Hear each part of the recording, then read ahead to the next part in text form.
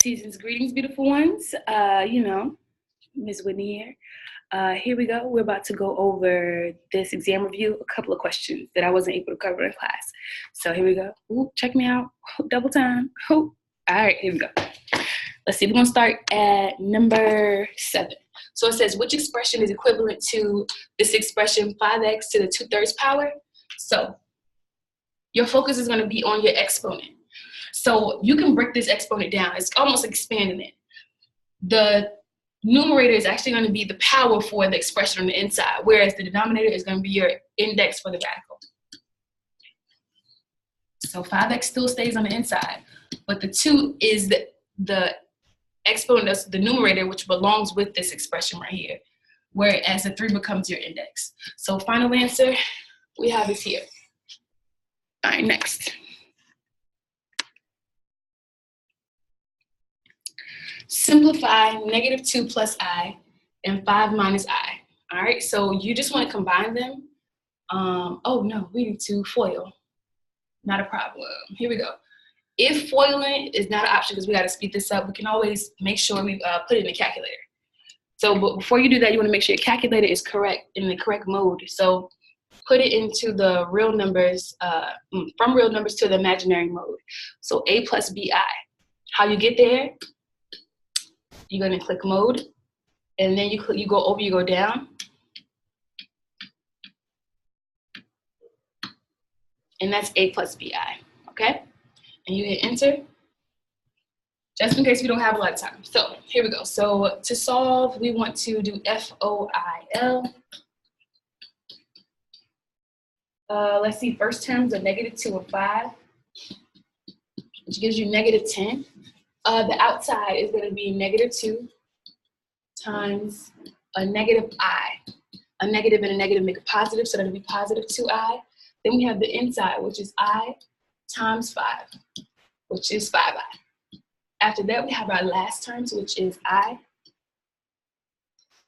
times -I. So that'll leave you with -I squared. All right? 1 second, sorry.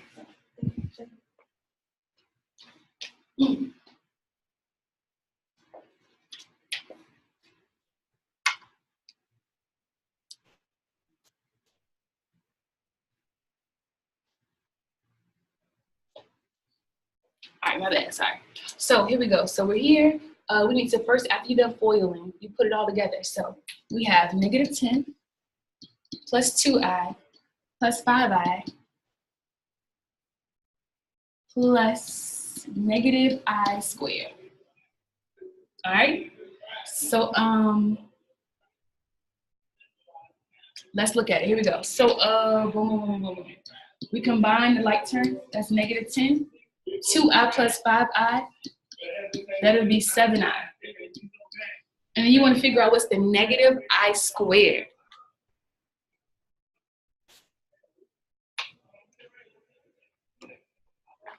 All right, that'll give us +1. So -10 plus 1 is -9 plus 7I. There we go. You can always check it behind ourselves in the calculator. Let's see. So make sure your mode is correct. I'm not standing in the way. Let me slide it over because I forgot the problem already. The problem was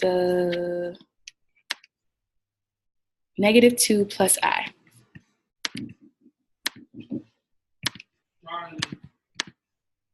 One second.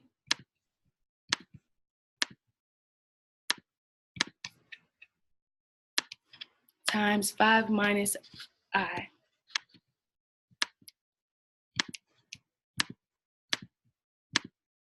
All right, and that's what we got, -9 plus 7I.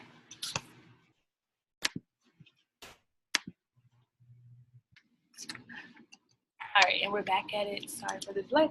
Boom. So, if 12I minus 1 is the sum of 2 complex numbers, this is number 9, and 3 plus 5I is one of the binomials, which answer is the other binomial?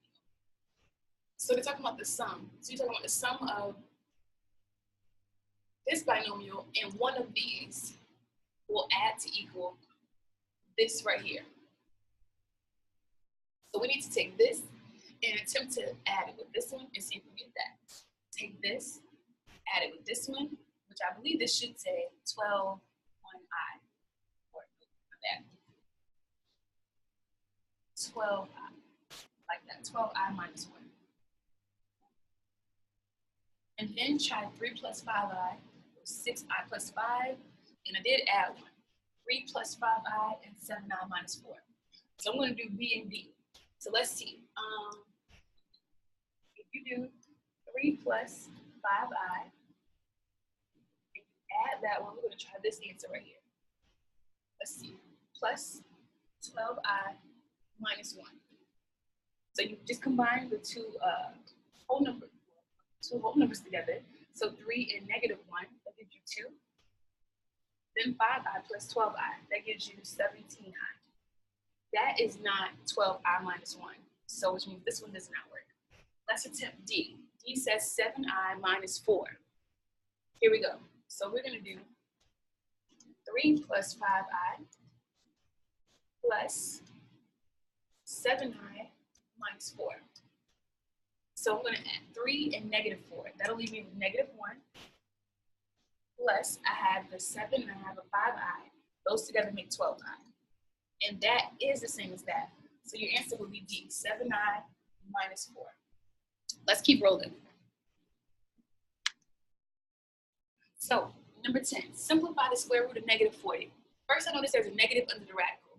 So we want to first work on that. So we can actually take that out. So we can just work on the square root of 40 and kind of break it up into the square root of negative 1.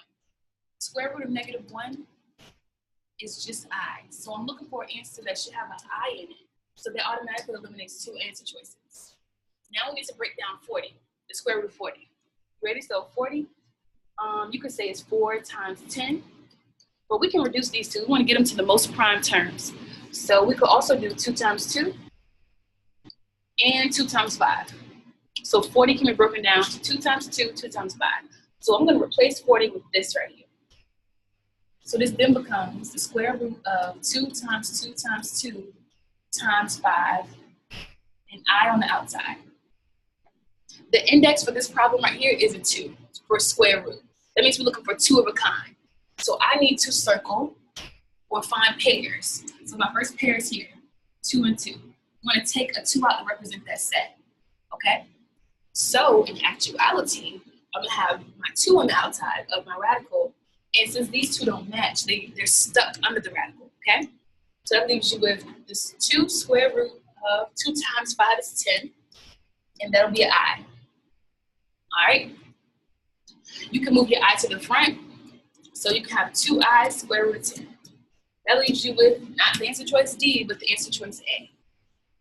Okie dokie. I'll do this one for you guys. Solve the absolute value of 2 divided by 3x minus 4. That's number 11. Minus 7, which is greater than or equal to negative 3. Your first goal is to isolate the absolute value. So the absolute value right now is here, but it has negative 7, or minus 7 right behind it, and then we have the inequality. We need an absolute value, inequality, then a number. This isn't right. So the first thing we have to do is move this thing here. So let's add 7 on both sides.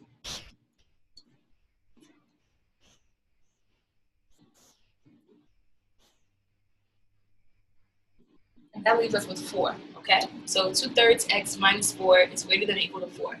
From here, you split it up into 2 separate equations, well, inequalities. You're going to take, since the absolute value deals with distance, coming from 2 different directions, we're talking about we need a positive version and a negative almost. So we're going to focus on our first one, which is 2/3 x minus 4, which is greater than or equal to 4, and then the other one is going to be 2/3 x minus 4 is greater than or equal to negative 4, okay? There we go. So let's solve. So you're going to add 4 to both sides. So that becomes 2/3 x is greater than or equal to 8.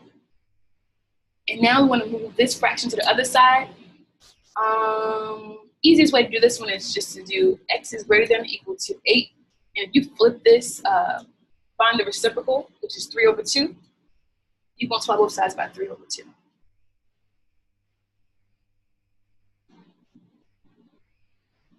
All right, so we're gonna multiply 8 by 3 over 2.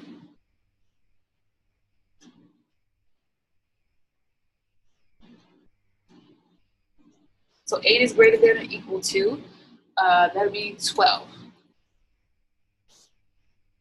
All right, next one, here we go. So the other part, we do the opposite, would be, we're gonna add 4 to both sides. So 2/3 x is less than or equal to 0, all right?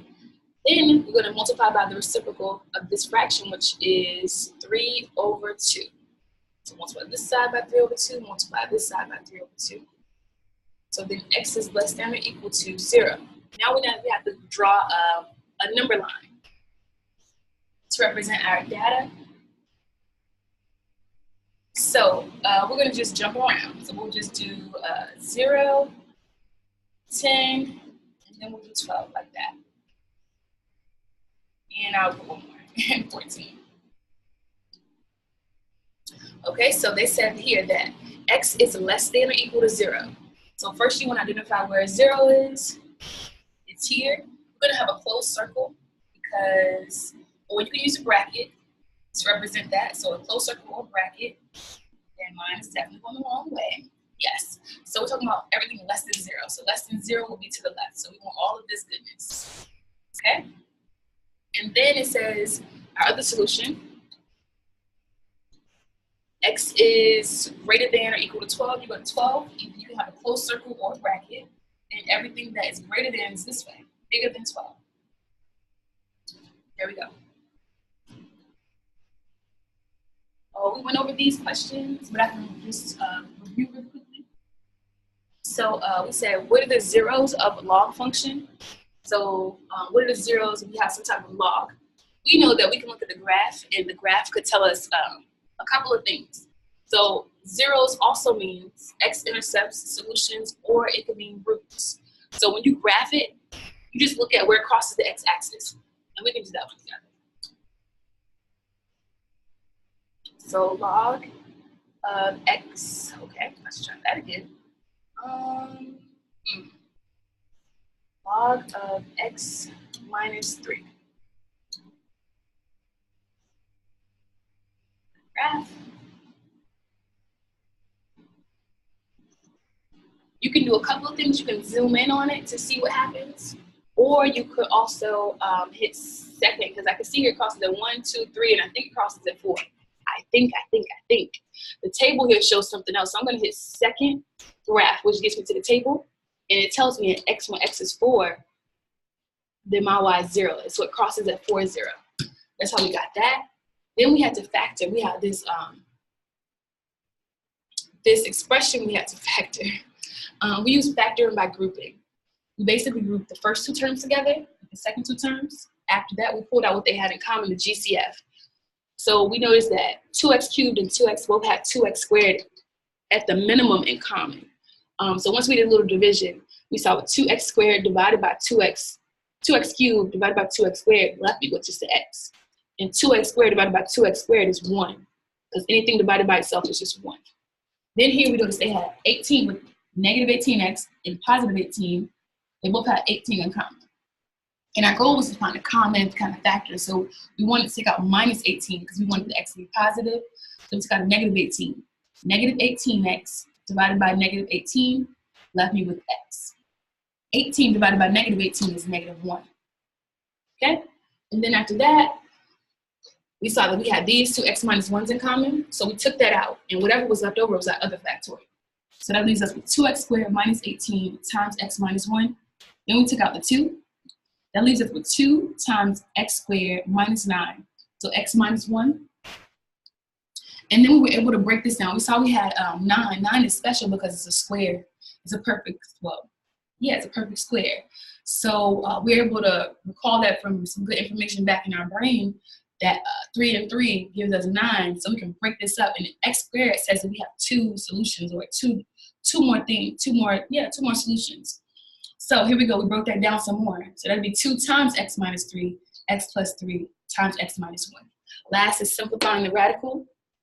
The square root of 12x squared times y cubed. So the square root, it wasn't always a 2 here, but it tells us the index for the problem, where we're looking for pairs. So we broke 12 down. 12 is 2 times 6, which is, if you bring the 2 down, we can break 6 down some more. So 6 is 2 times 3. So that's 2 times 2 times 3. All right, let me see. In x, we have x squared. So I broke it up into 2 x's. Y, we have y cubed. Broken into 3 y's. So we took a 2 out to represent that pair, an x to represent that set, a y to represent that set, leaving us with 2xy times the square root of 3y.